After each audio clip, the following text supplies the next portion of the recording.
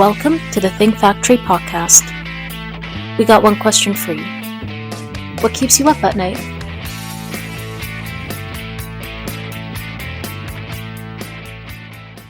Welcome back to the Think Factory podcast, and I'm your host, Chris Santamassimo from OGC Solutions. You can reach us at ogcsolutions.com. We're really excited today, I'm really excited today to have a friend of the podcast and a friend of certainly the mailing industry, Brad Kugler, who's the CEO and co-founder of DirectMail 2.0. Welcome to the podcast. Thank you very much, Chris. It's a pleasure to be here on this fine morning. Oh, yes. Any day's a fine morning when you're doing the Think Factory podcast, right? Yeah. Good answer.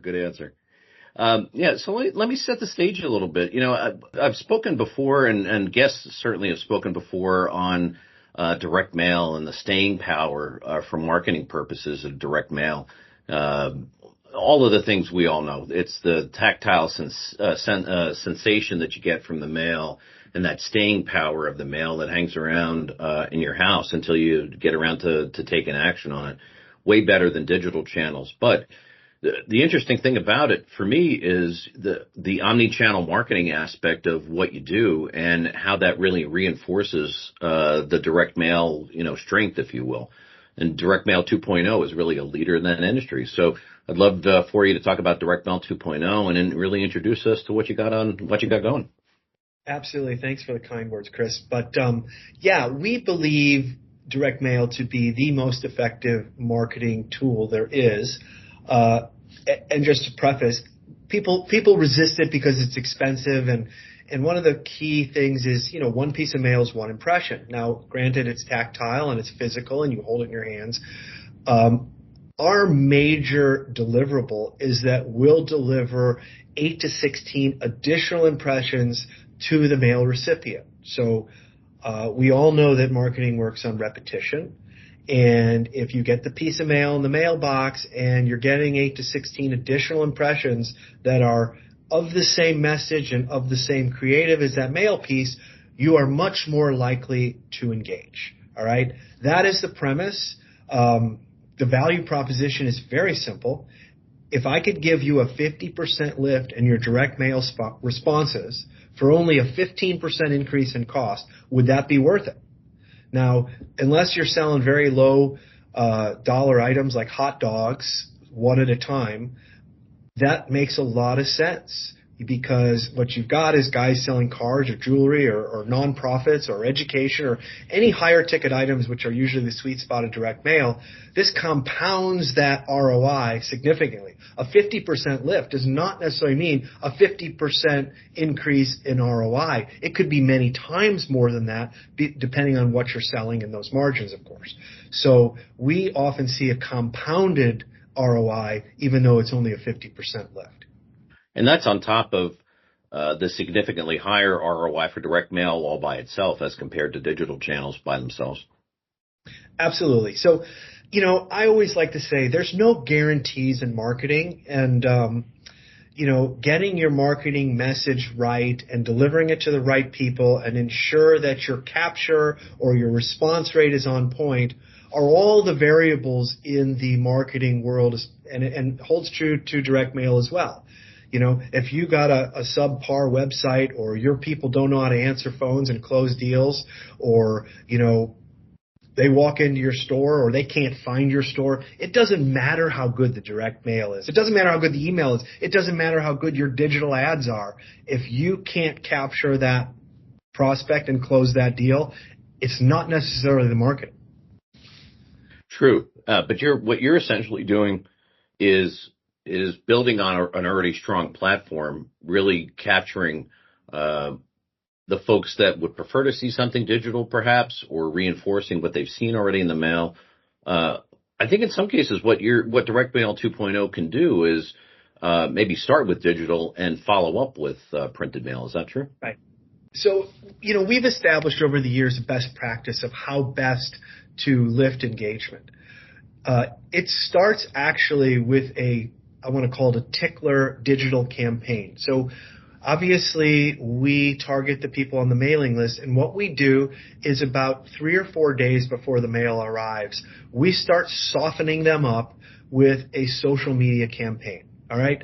I liken this kind of to that movie with Leo DiCaprio where they put something in these guys' minds while they're sleeping and then they sort of act on it. Well, subconsciously, they may see 3 or 4 ads for what shows up in their mail a few days later. So you've started that repetition even before the mail arrives. Then the mail arrives and we continue to sort of pelt that household. We usually find that people will go to a website, and once they do that, well, then we really got them because we're retargeting them, and they keep seeing that message over and over again. And there's a couple other services where we can geo-target those households. So you're getting this barrage of impressions that we really encourage clients to make the same as the mail piece in a compressed period of time of 30 days. Like I said, if they see this same message 8 to 15 times, you're doing kind of what Nike and McDonald's and Coke do. They're giving you this same message across multiple channels, and they're kind of hitting at you from all angles. And the next thing you know, you're finding yourself on the website. You may be shopping. You may be headed to that store, whatever. But it's just increasing the likelihood of conversion by repeating the message to the same people beyond the mailbox. Well, that's a powerful combination because, again, you're capturing really all aspects of what consumers are focused on or how they like to get their deliverables. And even if they're sort of digital first people, you force them in a way to stop and pay attention with the mail piece, and it triggers that memory, I'm assuming, maybe even subconsciously, that they've seen this before. Absolutely. I mean, that's what we're banking on. And we do other things to sort of ensure that we make it easier to interact with the campaign. So anybody who's gotten a piece of direct mail has seen a QR code or a SMS text back or a number to call. Obviously, there's usually a website on a mail piece. If not, they're not doing it right. So we make it easier for them to interact. And the other key deliverable we provide to clients is we're providing real-time KPIs on exactly what that mail piece is doing. Everything from the predicted date of delivery to delivery confirmation. We're emailing the recipients that the mail piece is arriving tomorrow, and then we're reminding them the next day, hey, did you see this mail piece? And there'll be a picture of that mail piece in the email so they can click on it and go right to the site. We put a personalized QR code on, so if somebody scans that mail piece, we know exactly who scanned it. You know, a lot of times the URL will route them directly to a personalized or a branded landing page where we can capture that identity. So all of these things are being reported on real time for the client. So in the days of yore, when somebody would send out a mailing and they would spend a lot of money and a lot of time, and you'd kind of say, well, how did it do? And people would go, well, I got a few calls, I think, and I think a few people came in. There's no more I think, or I think it did good or it didn't do good. You can look on the dashboard and see real time how many pieces got delivered, how many people called, how many scanned a QR code, how many went to the website. Another thing we do is we put a de-anonymizing pixel on the client's website, so when they do go there, if we don't know who they are, there's about a 60% chance we can reverse identify that person, match them back to the mailing list, and show actual one-to-one attribution. All right? So not only are we reporting the engagements meaning anyone who interacted with the campaign, but we're also reporting one-to-one attribution. That means, did that guy, Joe Smith from 123 Main Street, did he interact with the campaign? And we provide, again, real-time reporting. Yes, he clicked on an email, he scanned a QR code, and he went to the website. Bob Smith, he called the call tracking number, he went to the website, and he filled in a landing page. So we do this match back of the actual attributors to the campaign, so the client, they know what they're getting. They know who actually reacted, and we provide these lists of these people so that their sales team can follow up indefinitely, if they like, to see who are the most interested people and get a second chance at closing them if somehow it didn't close. You know who is most interested by who acted on that mail piece. So besides the lift in campaign results, we're tracking the campaign results on every front and providing that information to the client. Right. In your experience, Brad, is there a period of time after delivery when, maybe a consumer who's kind of on the fence isn't really going to take action, but all of a sudden after that period of time is when you see a huge uptick in the results from the campaign? Yeah, usually it takes a couple of weeks in. We like to see them get into double-digit impressions per recipient. We also have an after-campaign process because the campaigns are 30 days. The mail goes out, and then the ads continue for about 30 days. And then what happens is, okay, well, if they don't mail again in a month, well, what happens to all of that momentum you've built? So for an additional couple $100 a month, we continue to deliver ads to that cohort to try to get them to move. And we've had some cases where mailers will only mail once a quarter, but we'll continue that digital campaign the rest of the quarter to continue to kind of shake down that low-hanging fruit. Great price for the money for a couple $100. We continue those ads. You continue to accumulate the engagements. You continue to accumulate those who have attributed, and it gives your sales force or your customer service people time to follow up on these people who actually interacted with the campaign. And do you link into the CRM that the customer uses as well? Yeah, they can download that. We provide downloads of every data set as a CSV. We're actually working on a Zapier connection with the common CRMs like Salesforce and Hootsuite and HubSpot and these. So we're working on getting that out by the end of the year. Our enterprise customers have full API access where they can pull all this information straight back and pull it into whatever they want. So we do have all of that. For the less inclined, we have a simple CSV to download these leads, you might say.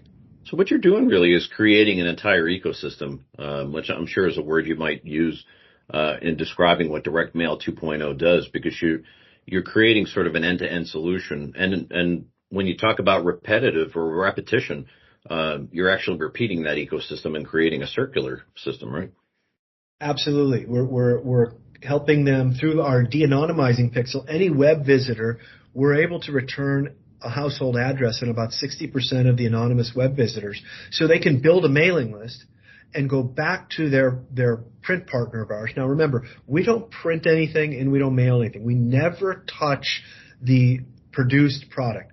Our sole purpose in this world is to elevate the ability of mail service providers to add a digital component to that mail they're already selling. We are not trying to replace the social media or digital agency. We are only trying to enhance the mail campaign. So again, for 4 or 5 cents a piece of mail, you can add an entire omnichannel marketing campaign with tracking and attribution to what was once called a traditional direct mail campaign.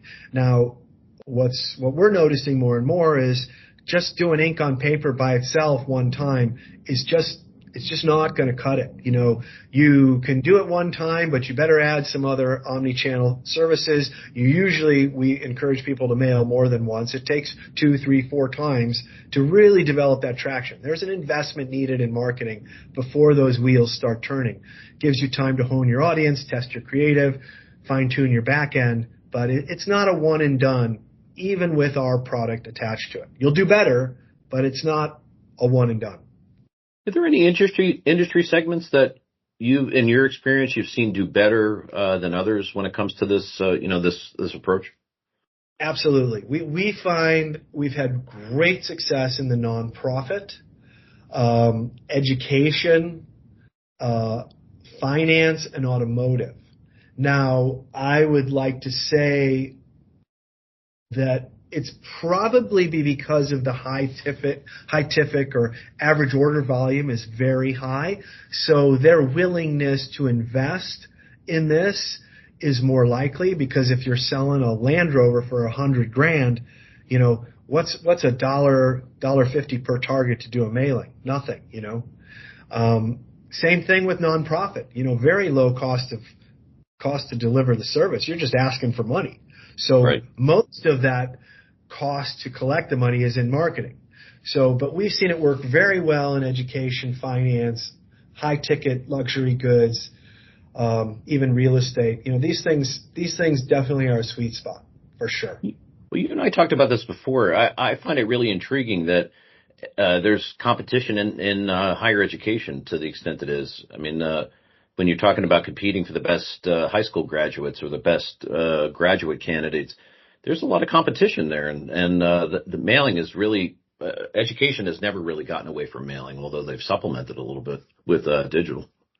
Absolutely, and I got to tell you, it's a big business, and not to deprecate the value of the tuition transaction, but most of these kids are paying anywhere from $50 to $75 just for an application. So when these schools get 20, 30,000 applications, there's some real money behind that. So even soliciting the applications is a pretty good revenue generator for these institutions. Yeah, and again, you're really trying to direct those mailings at promising seniors from high school, for example. So that's really what this is, and the ability for them to interact digitally, especially today with young folks, has got to be really critical to the process. Very much true. I would say at any one time we're probably doing 5 to 10 campaigns for higher education institutions, especially in the summer and early fall to kind of prep them for the application season in the late fall. Mm-hmm. And so DirectMail 2.0, I'm happy to segue into the acquisition that you just did. So tell us about the latest acquisition and talk about how it's going to help that ecosystem. Great. Yeah, I'm super excited about this for more than a handful of reasons, actually. So we acquired Who's Mailing What. Who's Mailing What is a marketing research automation platform for direct mail. It is exactly what it does. It tells you who is mailing what. It's been around for 40 years. It's taken advantage, obviously. It started as a newsletter 40 years ago where the founder named Denny Hatch would collect mail from friends around town and create a newsletter and send it around to other mailers and printers as just a point of interest. Today, it's grown into a multi-million-dollar business that's been completely webified, you might say. There's about 400,000 examples of different pieces of mail. This is not one piece that goes out many times. Individual campaigns that originate from 40,000 different brands, sent by about 11,000 different mailers. And all of this information is collected by hundreds of panelists around the country. It's fed into a machine learning or OCR reader that kind of picks apart these pieces of mail and highlights certain things. And then it goes into a searchable database. So a simple use case is if somebody is a credit card marketer and they want to see what other offers have hit certain zip codes in the last month, they can do that, see what their competition is. So it's a great marketing intelligence tool. It's a great way to predict and see trends, whether they're cyclical or over time. But my purpose was mainly found in two buckets. One, it's a great complementary service to what we offer. Anybody we're dealing with is already doing mailing, and if we can use this database to sort of help guide them to better pieces of mail or better targeting, then that has value. We wanted to expand our market beyond just mail service providers into brands directly to sort of get some exposure for DirectMail 2.0 with bigger brands. We don't sell direct, but this is something that will help our resellers.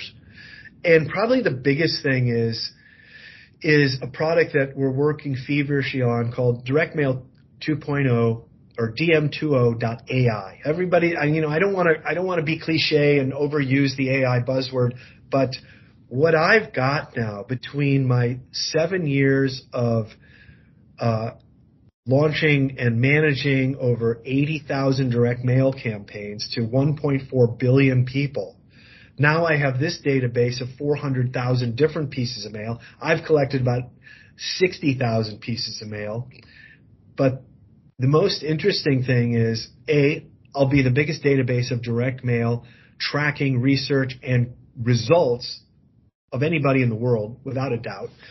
And we're going to build a propensity model. And I'll give you the simple use case.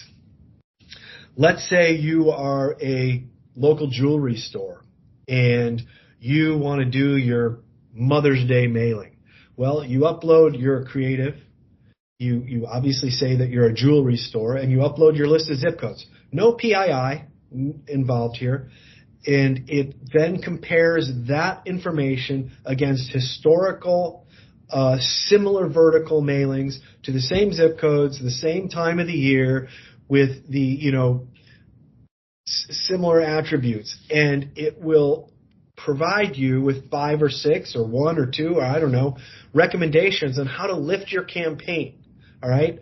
So we will say, if you add a QR code that occupies more than 10% of the page, or your headline includes the word sale and it's in 72-point type, and your website and your phone number at least 36-point type and it's in red, you should get a 17% lift in engagement. I can provide that data from historical records. So this is something nobody can do. And if you're going to invest $4,000 or $5,000 in a direct mail campaign, why not spend an extra $7,500 to get this type of hard data on how to improve it? Yeah, what you're doing is stacking that return on investment throughout the process, right?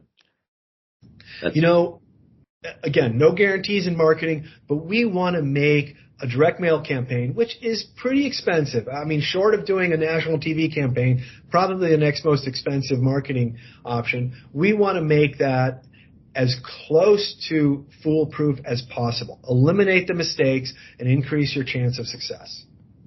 That's amazing. What you just described to me is so cool. The ability to take, the most current technology and really utilize the data that you've collected over these years. And of course, Who's Mailing One is collected as well. Exactly. So it's really, I think in the next 10 or 15 years, with a lot of talk about AI and machine learning and large language models, besides the algorithm which can be created, the thing that is the most coveted is the data sets, because he who owns the data really controls the power of AI. Now, I imagine in the next few years, there'll be a lot of licensing deals going on to license certain pockets of data in certain industries to build and kind of profit on these algorithms. And so I'm proud to say it's going to be tough for someone to beat my direct mail database at this point. Yeah, you definitely corner the market on the data, that's for sure. I hope so, man. I hope so. Well, besides these the tools that you described within the DirectMail 2.0 ecosystem, what do you see coming down the pike in the next year or so? Well, mainly because I've got blinders on and I'm so focused on building what we're calling these propensity models. I think there will always be new avenues that you can connect with people digitally. I mean, this is the last decade has really been about social media, search engines. The thing now is where most of these high traffic sites, whether it's Google or Facebook, are really going to be controlled with probably a voice prompt AI agent, where you'll go on and say, hey, give me some suggestions of where I want to eat tonight. And they'll know everything about you, and they'll propose something that you really want. Instead of seeing a long list of pages and pages and pages of things on Google, you're going to see 1 or 2 things that are going to be the item that you want because of the data that you share through either Facebook or Google. Facebook obviously has a much bigger database of what people like and what they do than Google does. There's more information about each individual. So you're going to have these tailored algorithms that are going to be very tuned into what you as an individual want. And rather than showing you more choices than you care to look at, you'll be shown probably the thing that will indicate to you the most. Whether it's a friend you want to talk to on social media, a trip you want to go to, information you want to learn about, a movie you want to see, it's going to get very personalized very fast. Well, and apropos to what you're doing at DirectMail 2.0, right? Really trying to I mean, you with all the data sets that you've got, you're able to really pinpoint so much more accurately than some of your competitors. That's the idea, is that I want to enable the advertiser and the print service provider to provide a better product. And I think we're doing that. I hope we're doing that. Well, and you're really telling the consumer maybe what they should want or what they might want if they had known about it. So good stuff for sure. Thank you. Hey, this is a great discussion today, Brad. Thank you so much for introducing us to Direct Mail 2.0. But tell folks where they can catch up with you and maybe see you at a show or also check out your offerings. Sure. I usually attend all major print shows, but we're located in Clearwater, Florida. The easiest way to find me or anything about the companies is at dm20.com. That's dm20.com. And if you forget that, it's directmail2.com. Hit me up. I'm not hard to find. I'm not one of these guys who hides my phone number, my email. You can grab it off of the website. Terrific. Well, Brad, thank you so much for a great discussion today and introducing us to what you're up to. Really cutting edge stuff for sure. Anytime, Chris. We'll do it again. I hope so. So this, just in case you joined in the middle, this is Brad Kugler, who is the CEO and co-founder for DirectMail 2.0, talking about some really amazing cutting edge tools in the direct mail space. And this is Chris Santomassimo from OGC Solutions, powering the Think Factory podcast. And we'll see you next time.